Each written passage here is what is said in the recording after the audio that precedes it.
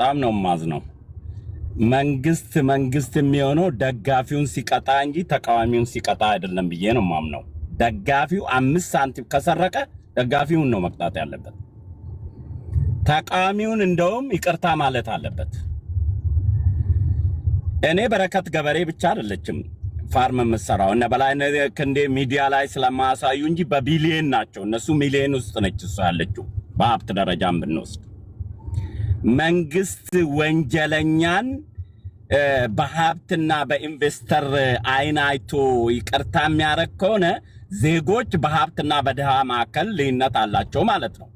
ይሄ የድንቁርኖች ሀገር ላይ ያለ እንጂ እኔ በምድር ላይ ዜጎች ባላቸው ሀብት ለሀገር ሀብት ለራሷ ነው ኢንቨስትመንት የምታደርገው፣ ለራሷ ጥቅም ነው ስለምታገኝበት ነው። በረከትም ብቻ አይደለም ማንም ሀብታም ይሁን ማንም ሀብታም እንደውም የመንግስት ደጋፊ ነኝ የሚል ሰው ወንጀል ከሰራ መንግስት ከማይደግፈው በላይ መቀጣት ነው ያለበት ብዬ ነው ማምነው እኔ። ምክንያቱም የመንግስትን አቋም የመንግስትን ራዕይ ተቃዋሚዎች ጋር የሚያንቆሽሽ ስለሆነ በረከት ጠቅላይ ሚኒስቴሩ ያውቃሉ ድብና አድርጎ ነው የሚያውቁት። ልንገር ቴዲ መጀመሪያ በቪአይፒ ወረቀት ተያዘች፣ ፖሊስ ጣቢያ ገባች። ፖሊስ ጣቢያ ስትገባ ሪከርድ ይታያል። ከዚህ በፊት ወንጀል ሰርታል ምናምን ከዚህ ወንጀል ሰርተሻል ተብላ በሰዎች ዝውውር ታስራ ነበርና ክሷን በደህንነት ቢሮ ረዷን አቋረጠ። እንዴት እንዳቋረጠ ሲታይ ምንም የለም ይቋረጥ የሚል ነው። ያ ፋይል እንደገና እንዲታይ ነው የተደረገባት ማለት ነው። እንደገና መታየት እንዴት ረዷን የሰዎች ዝውውር መረጃ ያለ ለምን አቋረጠ የሚለው ማለት ነው። አሁን እኔ ምን መሰለ በረከትን ብቻ አይደለም መንግስት የሚያሳድደው። በረከት ብቻዋን አይደለችም። የመንግስት ተቋም ውስጥ አደገኛ ከሀብታም ጀርባ የሚሰርቁ ሌቦች አሉ። አደገኛ በሀብት ነዳጅ በመፍቀድ ይካፈላሉ፣ መሬት በመስጠት መሬት ላይ ይካፈላሉ።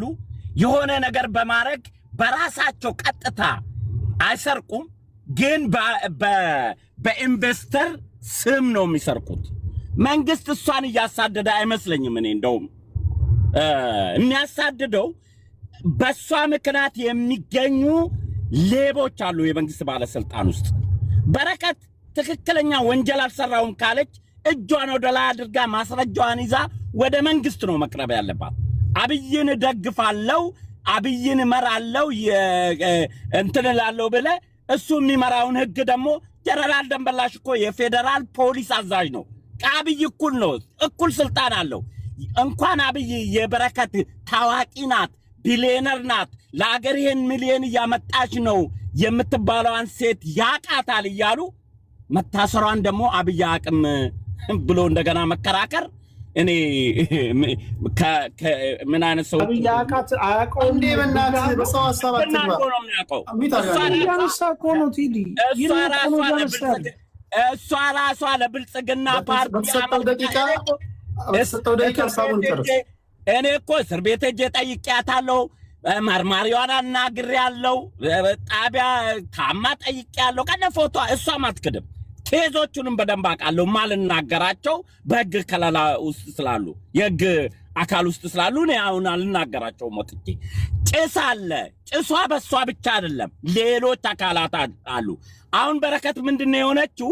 በሷ እጅ ሌሎች ሰዎች ወንጀል ሰርተዋል። እሷን አጋፈጡና ጉዳዩ ሲያዝ አፈገፈጉባት እሷን። ይሄ ነው እንጂ መንግስት ከለርሽ ጠላኝ ብሎ ደንበላሽ ነው የሚያጠቃት። ጀነራል ደንበላሽ ነው የሚያጠቃት።